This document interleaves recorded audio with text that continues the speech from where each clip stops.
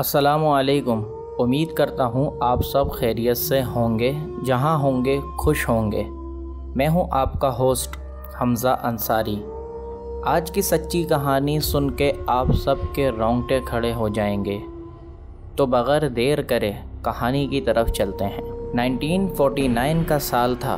امریکہ کے ایک شہر میں 14 سال کی لڑکی اپنے ماں باپ اور پھپھو کے ساتھ رہتی تھی، لیکن ایک دن اچانک اس کی پھپھو کی موت ہو جاتی ہے۔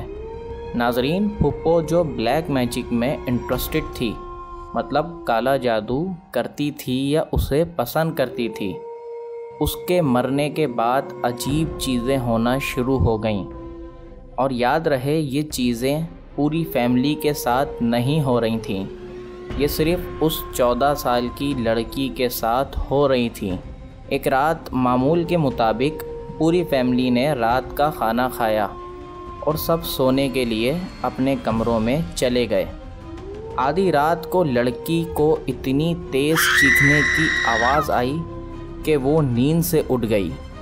ڈر کی وجہ سے اس کی آواز بھی نہیں نکل رہی تھی۔ اچانک سے اس کا بیڈ ہلنے لگتا ہے، جیسے کوئی اسے پکڑ کے ہلا رہا ہو۔ وہ ڈر کے وہاں سے بھاگ جاتی ہے، اپنے پیرنٹس کو اٹھا کے انہیں سارا معاملہ بتاتی ہے، لیکن وہ لوگ اس کی باتوں کو صرف اس کا وہم سمجھنے لگتے ہیں۔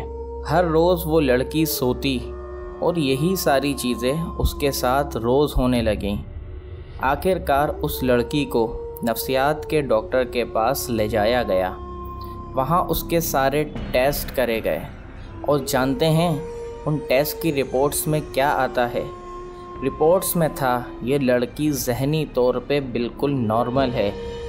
اب جو ماں باپ سمجھ رہے تھے کہ یہ سب اس لڑکی کا وہم ہے یا کوئی بیماری، وہ بھی پریشان ہو گئے کہ یہ سب آخر کیا معاملہ ہے۔ ایسے ہی کچھ دن گزرے۔ ایک رات اچانک وہ لڑکی اپنی مر چکی پھپھو کی آواز میں کچھ بولنے لگی۔ اب سب کو سمجھ آ گیا آخر یہ سب معاملہ کیا ہے۔ گھر والوں نے فوراً پادری کو کال کی۔ فادر ولیم باؤڈن، یہ اس وقت کے مشہور پادری تھے۔ تھوڑی دیر بعد پادری آ جاتا ہے۔ وہ لڑکی پادری کے سامنے بیٹھ جاتی ہے۔ پادری پڑھائی شروع کرتا ہے۔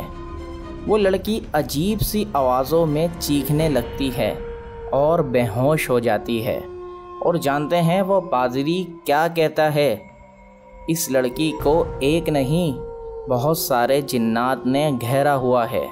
فادر 30 دن تک روز اس پر جنات نکالنے کا عمل کرتے ہیں، اور ہر روز کچھ عجیب ہوتا۔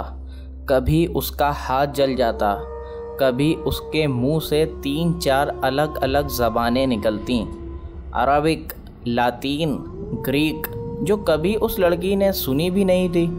30ویں دن کی رات وہ لڑکی اچانک سے سوتے ہوئے اٹھ گئی۔ اس کی آنکھیں لال ڈراؤنی ہو رہی تھیں۔ وہ زور سے چلائی، میں شیطان ہوں، تم مجھے نہیں نکال سکتے، اور زور زور سے ہنسنے لگی۔ لیکن فادر نے ہمت نہیں ہاری۔ وہ بس عمل کرتا رہا، اور کرتے کرتے ایک دن وہ لڑکی زور سے چلائی، وہ چلا گیا۔ اور اس دن کے بعد سب کچھ ٹھیک ہو گیا، جیسے کچھ ہوا ہی نہ ہو۔ فادر نے کبھی اس لڑکی کا اصلی نام نہیں بتایا، پر آج بھی اس کیس کی پوری فائل چرچ کے ریکارڈ میں ہے، اور یہ وہی کہانی ہے جس پر دی ایگزورسٹ بنائی گئی تھی۔ کمنٹس میں ضرور بتانا تم اس کے بارے میں کیا سوچتے ہو۔ ویڈیو پسند آئی ہو تو لائک کرو اور چینل کو سبسکرائب۔ ملتے ہیں اگلی ویڈیو میں۔ اللہ حافظ۔